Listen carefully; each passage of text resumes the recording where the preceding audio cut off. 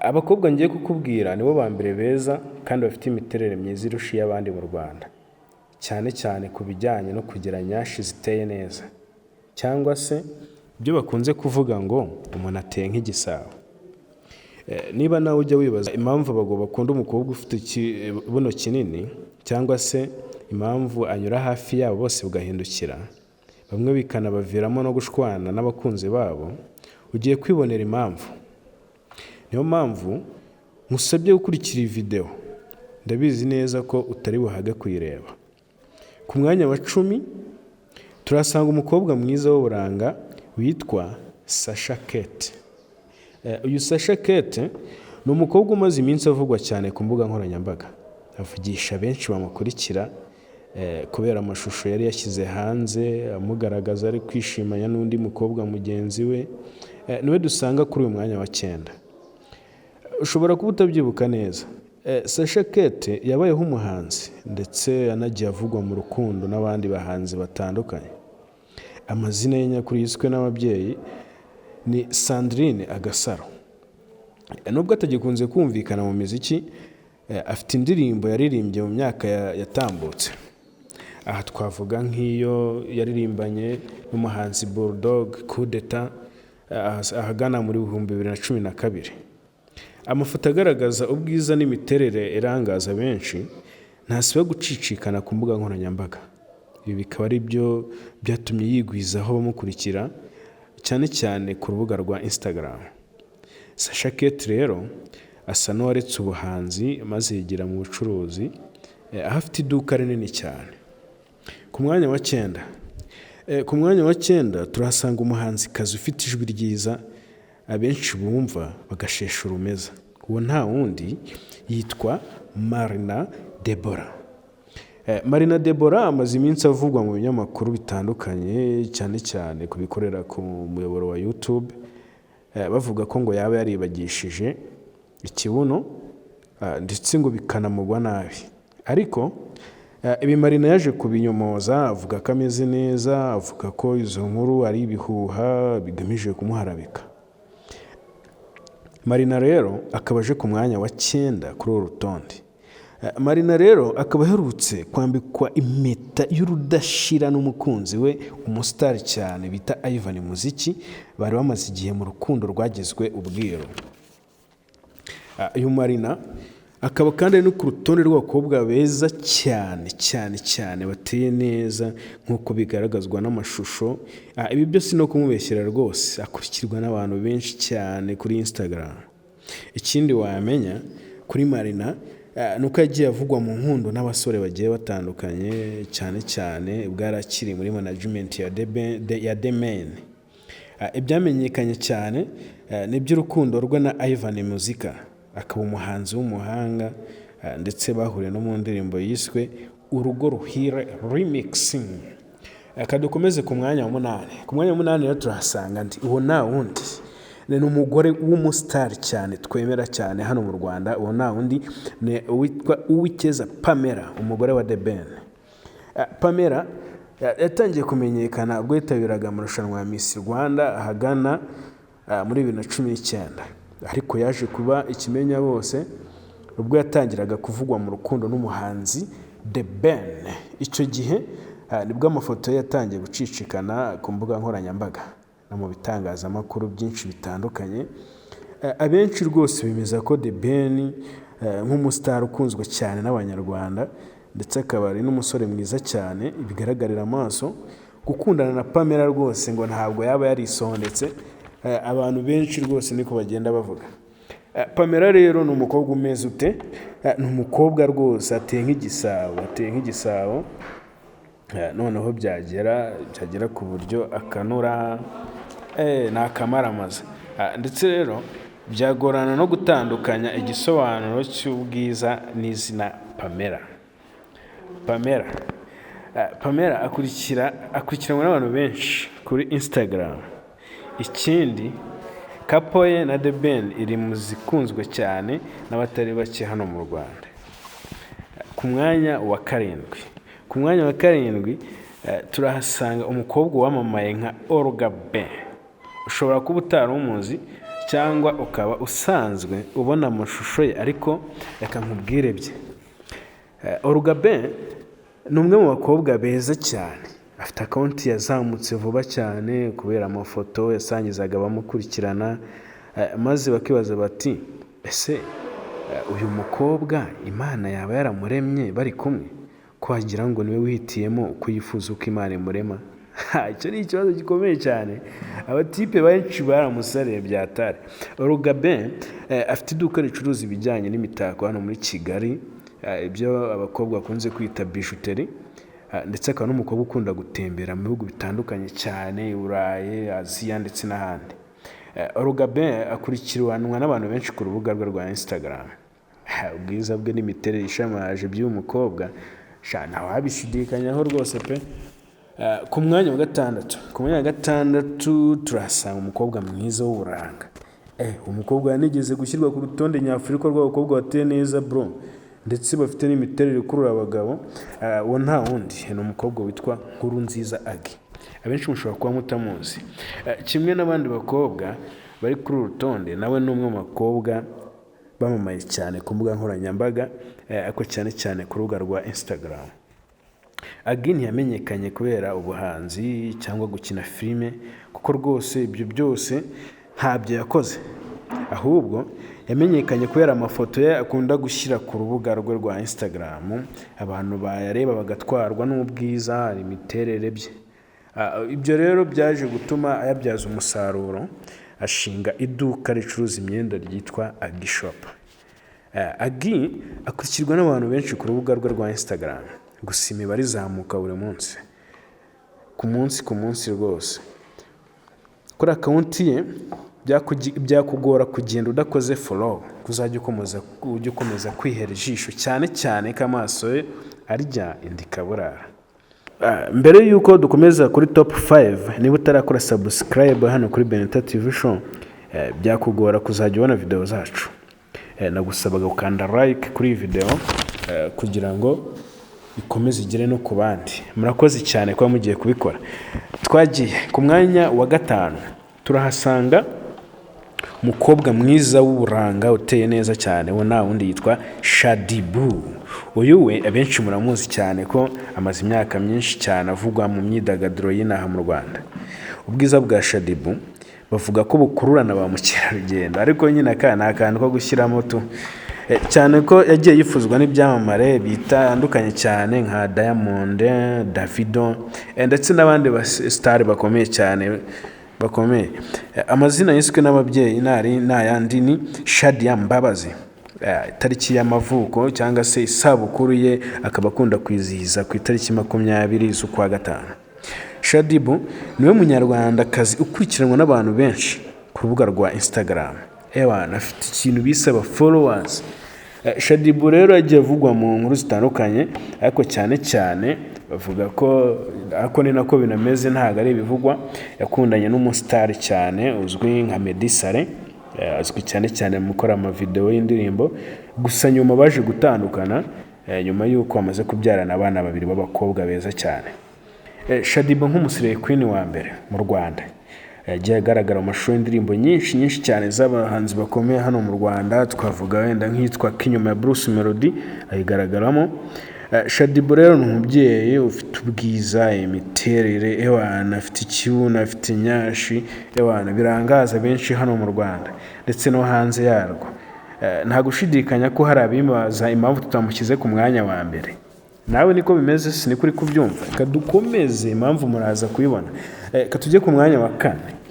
Ku mwanya wa 4 turahasanga umukobwa mwiza cyane, uwo nta wundi yitwa Emeline Uwase Isheja.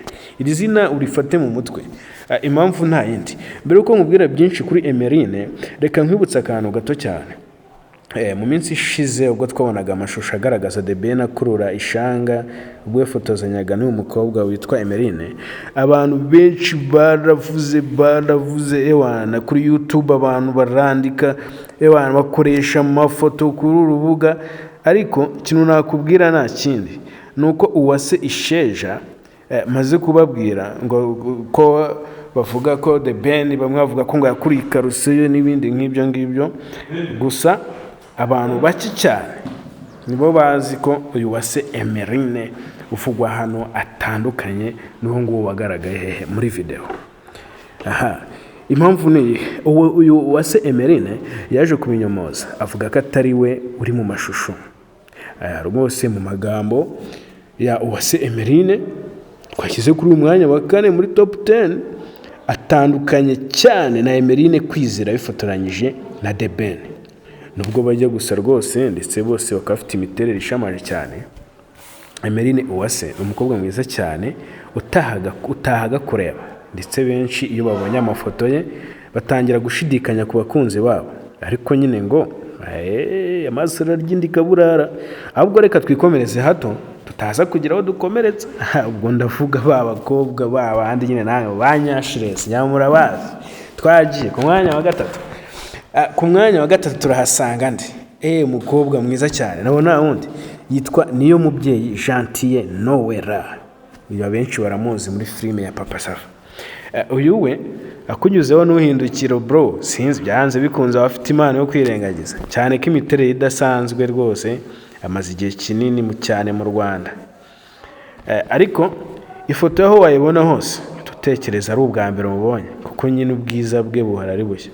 Fofo rero uretse no kuba ari mwiza cyane, anateye neza, ni umukobwa w'umuhanga ukina neza mu mafilime yose akinamo y'abantu. Ubwenge bwo ntago bushidikanywaho.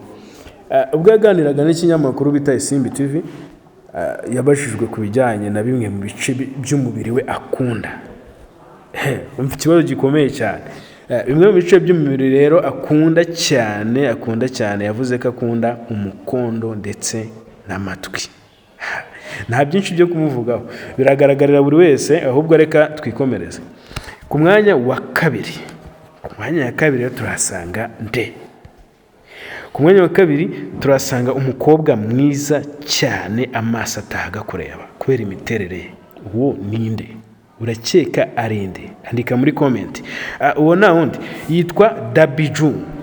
Dabiju ni umukobwa wamamaye ku mbuga nkoranyambaga bitewe n'imiterere ye myiza ndetse n'inkuru nyinshi zagiye zimuvugwaho.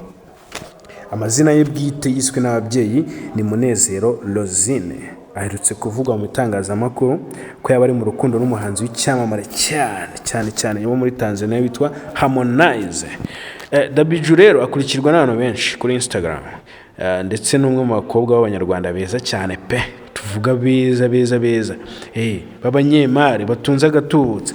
Aya mafaranga rero nta handi yakura mu bikorwa byo bitandukanye agenda akora, higanjemo cyane iby'ubucuruzi. Aho twari turi ku mwanya wa 2, none uri kwibaza umukobwa dusanga ku mwanya wa 1 mu Rwanda mu bakobwa beza bateye neza arinde? Bandika muri comment wowe urumva arinde. Hano mu Rwanda rero ku mwanya wa 1, mbere yuko tuhavuga ubuke kuduha igitekerezo uko byumva, ndetse ushobora no kwandika muri comment ukatubwira niba hari abandi twibagiwe. Rwose pe biraza kudufasha. Umukobwa mwiza uteye neza kandi mwiza kurusha abandi mu Rwanda ninde? Nta wundi, yitwa Yoro the Queen. Uyu akurikirwa n'abantu benshi cyane kuri Instagram ndetse no ku zindi mbuga nkoranyambaga. Uretse amafoto ye n'inkuru zigenda zimuvugwaho ziganjemo ibihuha byakugora kumenya ibijyanye n'ubuzima bwe bwite. Uyu munsi reka dusoreze jye wumvaga nitwa Lavi Blessing. Imana ibarinde. Urakoze. Abakobwa ngiye kukubwira nibo ba mbere beza kandi bafite imiterere myiza irusha y'abandi mu Rwanda, cyane ku bijyanye no kugira nyashi ziteye neza, cyangwa se ibyo bakunze kuvuga ngo umuntu ateye nk'igisabo.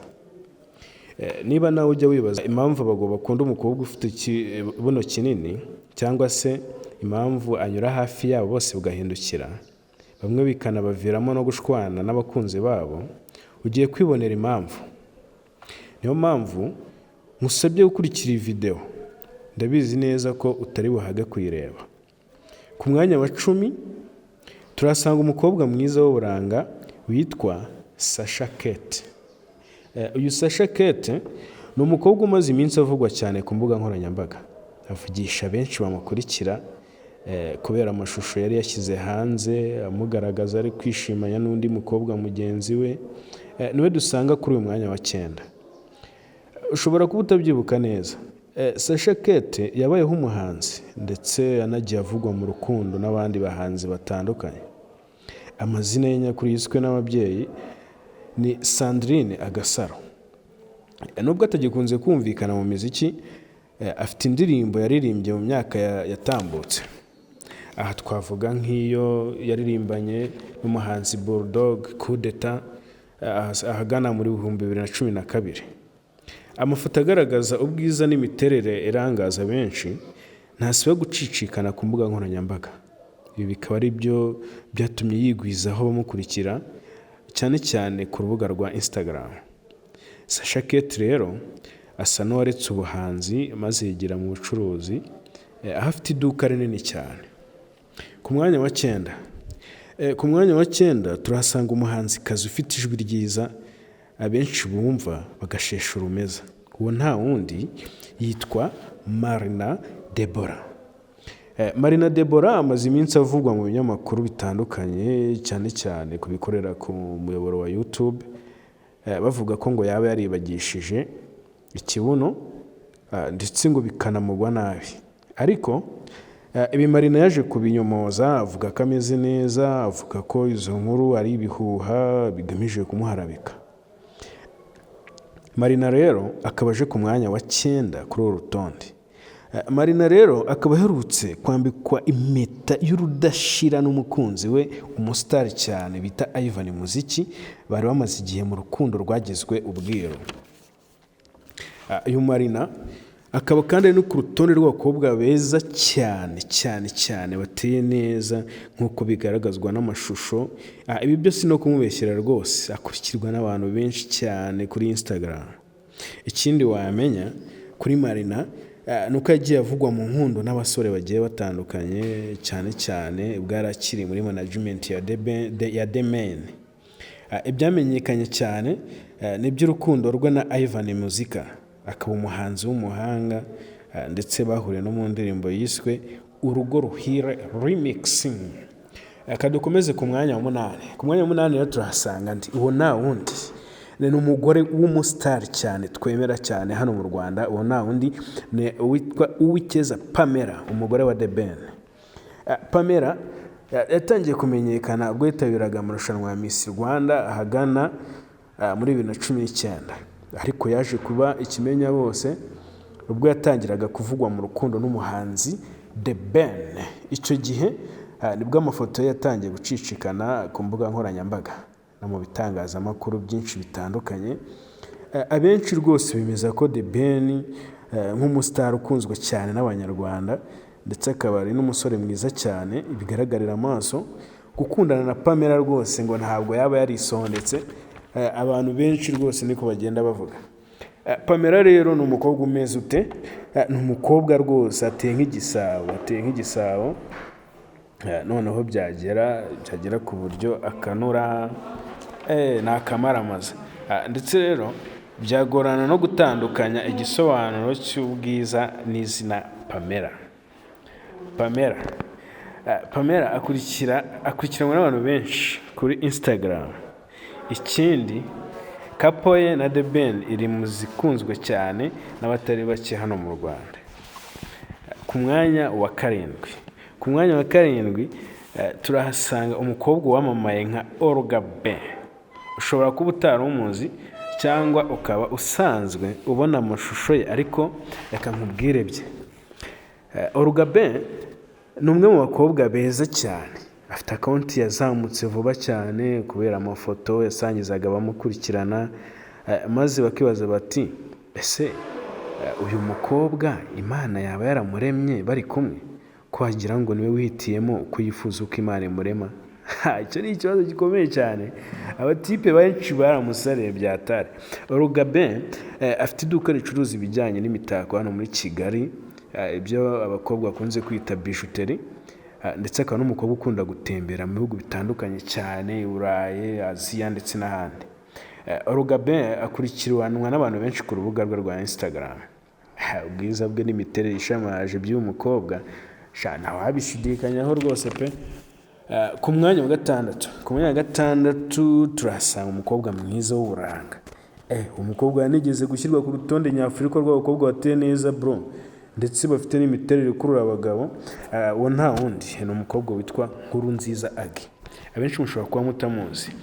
Kimwe n'abandi bakobwa bari kuri uru rutonde, nawe ni umwe mu bakobwa bamamaye cyane ku mbuga nkoranyambaga, ariko cyane ku rubuga rwa Instagram. Agi ntiyamenyekanye kubera ubuhanzi cyangwa gukina filime, kuko rwose ibyo byose ntabyo yakoze. Ahubwo yamenyekanye kubera amafoto ye akunda gushyira ku rubuga rwe rwa Instagram, abantu bayareba bagatwarwa n'ubwiza, imiterere bye. Ibyo rero byaje gutuma ayabyaza umusaruro, ashinga iduka ricuruza imyenda ryitwa Agi Shop. Agi akurikirwa n'abantu benshi ku rubuga rwe rwa Instagram, gusa imibare izamuka buri munsi ku munsi rwose. Kuri akawunti ye byakugora kugenda udakoze follow, kuzajya ukomeza kwihera ijisho cyane ko amaso ye arya indi kaburara. Mbere yuko dukomeza kuri top 5, niba utarakora subscribe hano kuri Beneta TV Show, byakugora kuzajya ubona video zacu. Nagusabaga gukanda like kuri iyi video kugira ngo ikomeze igere no ku bandi. Murakoze cyane kuba mugiye kubikora. Twagiye ku mwanya wa 5, turahasanga umukobwa mwiza w'uburanga uteye neza cyane, wo nta wundi yitwa Shaddy Boo. Uyu we abenshi muramuzi cyane ko amaze imyaka myinshi cyane avugwa mu myidagaduro y'inaha mu Rwanda. Ubwiza bwa Shaddy Boo bavuga ko bukururana ba mukerarugendo, ariko nyine akantu ko gushyiramo tu, cyane ko yagiye yifuzwa n'ibyamamare bitandukanye cyane nka Diamond, Davido, ndetse n'abandi star bakomeye cyane bakomeye. Amazina yiswe n'ababyeyi n'ayandi ni Shadia Mbabazi. Itariki y'amavuko cyangwa se isabukuru ye akaba akunda kwizihiza ku itariki 20 z'ukwa gatanu. Shaddy Boo niwe munyarwandakazi ukurikiranwa n'abantu benshi ku rubuga rwa Instagram. Afite ikintu bisaba followers. Shaddy Boo rero yagiye avugwa mu nkuru zitandukanye, ariko cyane bavuga ko ako ni nako binameze, ntago ari ibivugwa. Yakundanye n'umustar cyane uzwi nka Meddy Saleh, azwi cyane mu gukora amavideo y'indirimbo. Gusa nyuma baje gutandukana nyuma yuko amaze kubyarana abana 2 b'abakobwa beza cyane. Shaddy Boo nk'umusire queen wa mbere mu Rwanda, yagiye agaragara mu mashusho y'indirimbo nyinshi cyane z'abahanzi bakomeye hano mu Rwanda. Twavuga wenda nk'itwa Kinyuma ya Bruce Melody ayigaragaramo. Shaddy Boo rero ni umubyeyi ufite ubwiza, imiterere, afite ikibuno, afite inyashi, birangaza benshi hano mu Rwanda ndetse no hanze yarwo. Nta gushidikanya ko hari abimaza impamvu tutamushyize ku mwanya wa mbere. Nawe niko bimeze, sinikuri kubyumva. Kadukomeze impamvu muraza kuyibona. Katujye ku mwanya wa 4. Ku mwanya wa 4 turahasanga umukobwa mwiza cyane, uwo nta wundi yitwa Emeline Uwase Isheja. Iri zina urifate mu mutwe. Impamvu nta yindi. Mbere uko nkubwira byinshi kuri Emeline, reka nkwibutsa akantu gato cyane. Mu minsi ishize ubwo twabonaga amashusho agaragaza The Ben akurura ishanga ubwo yafotozanyaga n'uyu mukobwa witwa Emeline, abantu benshi baravuze kuri YouTube, abantu barandika, bakoresha amafoto kuri urubuga. Ariko kintu nakubwira nta kindi, nuko Uwase Isheja maze kubabwira ngo ko bavuga ko The Ben bamwe bavuga ko ngo yakuriye karuseyo n'ibindi nk'ibyo ngibyo. Gusa abantu bake cyane nibo bazi ko uyu Uwase Emeline uvugwa hano atandukanye n'uwo nguwo wagaragaye muri video. Impamvu ni uyu Uwase Emeline yaje kubinyomoza, avuga ko atari we uri mu mashusho. Rwose mu magambo ya Uwase Emeline twashyize kuri umwanya wa 4 muri top 10, atandukanye cyane na Emeline Kwizera bifotoranyije na The Ben. Nubwo bajya gusa rwose ndetse bose bakafite imiterere ishamaje cyane, Emeline Uwase umukobwa mwiza cyane utahaga kureba, ndetse benshi iyo babonye amafoto ye batangira gushidikanya ku bakunzi babo. Ariko nyine ngo amaso ararya kaburara. Ahubwo reka twikomereze hato tutaza kugira aho dukomeretsa. Ubwo ndavuga ba bakobwa babandi nyine nawe banyashiresi nyamura bazi. Twagiye ku mwanya wa gatatu. Ku mwanya wa gatatu turahasanga ndi umukobwa mwiza cyane nabona wundi yitwa Niyo Mubyeyi Gentille Noella. Uyu abenshi baramuzi muri filime ya Papa Sava. Uyu we akunyuzeho n'uhindukiro bro, sinzi byanze bikunze abafite imana yo kwirengagiza cyane ko imiterere idasanzwe rwose, amaze igihe kinini cyane mu Rwanda. Ariko ifoto yaho wayibona hose tutekereza ari ubwa mbere mubonye, kuko nyine ubwiza bwe buhara ari bushya. Fofo rero uretse no kuba ari mwiza cyane, anateye neza, ni umukobwa w'umuhanga ukina neza mu mafilime yose akinamo y'abantu. Ubwenge bwo ntago bushidikanywaho. Ubwo yaganiraga n'ikinyamakuru bita Isimbi TV, yabajijwe ku bijyanye na bimwe mu bice by'umubiri we akunda. Ikibazo gikomeye cyane. Bimwe mu bice by'umubiri rero akunda cyane yavuze ko akunda umukondo ndetse n'amatwi. Nta byinshi byo kumuvugaho, biragaragarira buri wese, ahubwo reka twikomereze. Ku mwanya wa kabiri turasanga nde. Ku mwanya wa kabiri turasanga umukobwa mwiza cyane, amaso atahaga kureba kubera imiterere ye. Uwo ninde? Urakeka ari nde? Andika muri comment. Uwo na wundi yitwa Dabiju. Dabiju ni umukobwa wamamaye ku mbuga nkoranyambaga bitewe n'imiterere ye myiza ndetse n'inkuru nyinshi zagiye zimuvugwaho. Amazina ye bwite yiswe n'ababyeyi ni Munezero Rosine. Aherutse kuvugwa mu itangazamakuru ko yaba ari mu rukundo n'umuhanzi w'icyamamare cyane wo muri Tanzania witwa Harmonize. Dabiju rero akurikirwa n'abantu benshi kuri Instagram, ndetse n'umwe mu bakobwa b'abanyarwanda beza cyane pe, tuvuga beza b'abanyemari batunze agatubutse.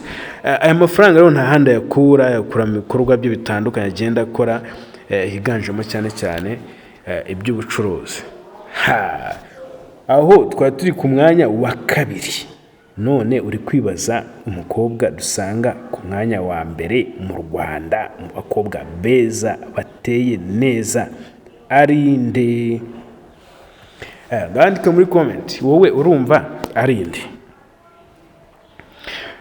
Hano mu Rwanda rero ku mwanya wa mbere, mbere yuko tuhavuga ubuke kuduha igitekerezo uko ubyumva, ndetse ushobora no kwandika muri comment ukatubwira niba hari abandi twibagiwe, rwose pe biraza kudufasha.